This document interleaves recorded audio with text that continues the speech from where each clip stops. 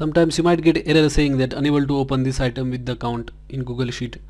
So what happens is that if you are trying to access some spreadsheet or any other data, then you might get that error.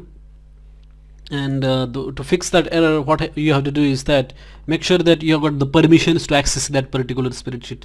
So whatever spreadsheet people create on the Google Sheets are protected. That means only the person who has created that spreadsheet will be able to access that spreadsheet.